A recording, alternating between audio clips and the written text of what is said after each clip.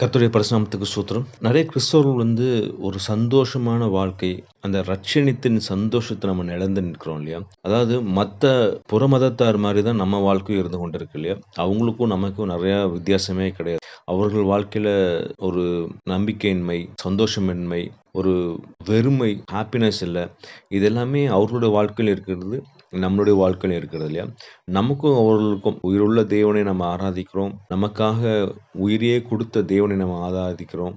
நமக்காக உயிர் தெழுந்த தேவனை நம்ம ஆராதிக்கிறோம். ஆனாலும் நம்மனால அந்த சந்தோஷத்த ஏன் அனுபவிக்க முடியலன்னு நீங்க யோசிச்சது உண்டா? ஏன்னா நெறைய நேரத்துல என்னன்னா, நம்ம நம்மளுடைய குறைவுகளையும், குற்றங்களையும் நம்ம விட்டு விடாம, அதையே பிடித்துக்கொண்டு, நம்ம அந்த ப்ராப்ளம் ஆட்டோமேட்டிக்கா சால்வ் ஆயிரும்.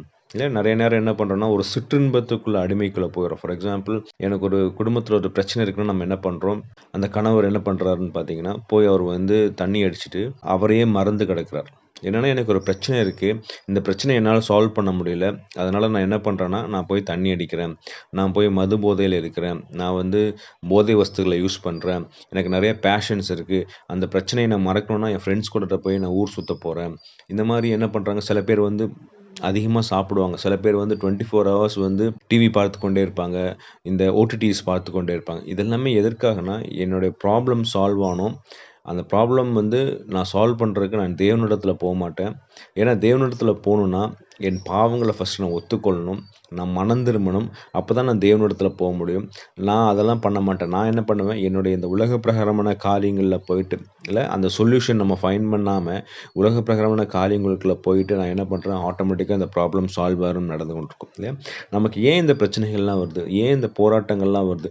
ஏன் இந்த வெறுமை வருதுன்னா, நம்ம தேவனை விட்டு நம்ம வழி விலகி போயிட்டோம். ஆனா நீ யோசிச்சு பாருங்களேன், நம்ம இயேசு கிறிஸ்துவ நம்ம சொந்த இரட்சகரா ஏற்றுக்கொள்ளும்போது, நம்ம தேவனுக்காக எதெல்லாம் விட்டோமோ, இந்த உலகத்தின் காரியங்கள் எல்லாம் விட்டோமோ, அது எல்லாத்தையும் நம்ம மறுபடியும் கொண்டு வந்துட்டு, நம்ம என்ன பண்றோம், உலகத்தின் காரியத்துக்குள்ள போய்க்கொண்டே இருக்கோம். அதனால தான் என்ன ஆகுதுன்னா, நமக்கு இந்த உலகத்தின் பாடுகள் அதிகமா இருக்கு. அதனால பாடுகள் இல்லாம கிடையாதுங்க. ஆனாலும் இந்த பாடுகள் வரும்போது, நம்மளுடைய உயிர்த்தெழுந்த தேவனாகிய இயேசு கிறிஸ்துவிட்ட போகும்போது, அவரு என்ன பண்றாருன்னா, நம்ம ப்ராப்ளம் எல்லாம் சால்வ் பண்ணுவாருங்க. அதுக்கு ஒரு சொல்யூஷன்ஸ் குடுப்பாரு. அதுதான் கடவுள் எதிர்பார்க்கணும். நீ என்னிடத்துல வா. இல்ல இஸ்ரவேல் மக்கள் அப்படிதான் பாவத்துல விழுந்துட்டாங்க. யூதா மக்கள் பாவத்துல விழுந்துறாங்க. எரேமியா சொல்றாரு, நீ மனம் திரும்பி வா. இல்ல நீங்க வசனம் அழகா வாசிச்சீங்கன்னா, எரேமியா 4:1 இஸ்ரவேலே நீ திரும்புகிறதுக்கு மனதா இருந்தால் என்னிடத்தில் திரும்பு என்று கர்த்தர் சொல்கிறார். நீ உன் அருவருப்புகளை என் பார்வையினின்று அகற்றிவிட்டால் நீ அலைந்து திரிவதில்லை. அதாவது இஸ்ரவேல் மக்கள் அடிமைத்தனத்துல போயிட்டாங்க. இஸ்ரவேல் மக்களுக்காக சொல்றாங்க, நீ இவ்ளோ கஷ்டப்பட்டுட்டு இருக்கிற, பாபிலோன் அடிமைத்தனத்துல இருக்கிற, நீ திரும்பி வரக்கு மனசா இருந்தா திரும்பி வா. உன் பாவத்தெல்லாம் விட்டுரு.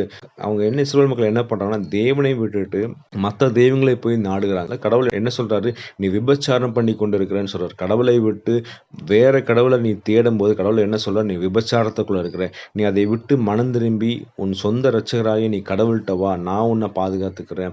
என் செட்டைகளுக்கு கீழே நான் மறைத்து நான் பாதுகாத்துக்கிறேன் அப்படின்னு சொல்றாரு. ஆனா அந்த மக்கள் மனம் திரும்ப மாட்டேங்கிறாங்க. ஏன்னா அவங்க இருதயம் கடினமாயிடுச்சு. அதே தான் நம்ம புதிய ஏற்பாடுலையும் பார்க்கிறோம். அந்த கெட்ட குமாரன் போயிட்டார்.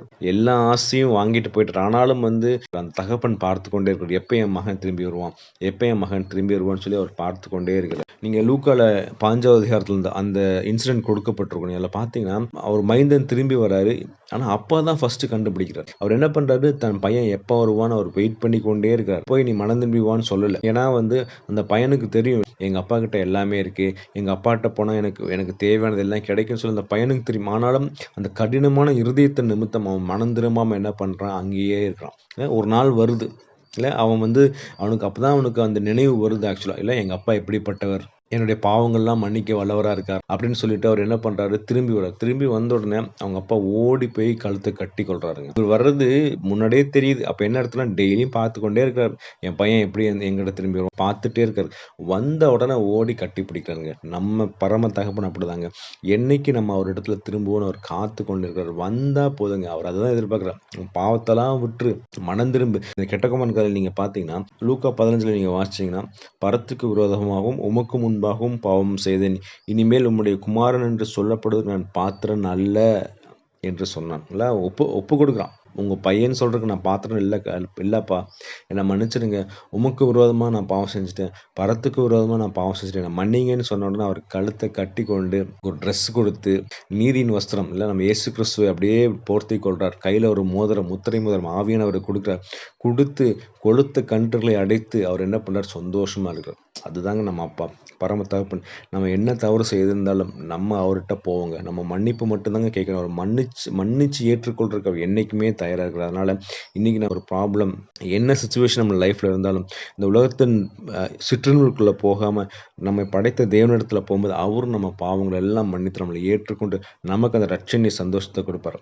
மற்ற மக்களுக்கு முன்னாடி நம்ம ஒரு சாட்சியின் வாழ்க்கையை வாழும்போது நம்ம மற்றவங்களுக்கு ஒரு சாட்சியாக இருப்போம். நம்மளை பார்க்குறவங்க இயேசு கிறிஸ்துவை பார்ப்பாங்க. அதுதான் கடவுள் எதிர்பார்க்குறார். அதனால் இன்றைக்கி நம்ம பாவத்தை விடுவோம், நம்ம அப்பாட்ட போவோம், நம்ம மன்னிப்பு கேட்போம், நம்ம தேவனுக்கு பிரியமாய் மாறும். கர்த்தராகிய இயேசுவின் நாமத்தில் ஆசீர்வதிப்பாராக. ஆமென்.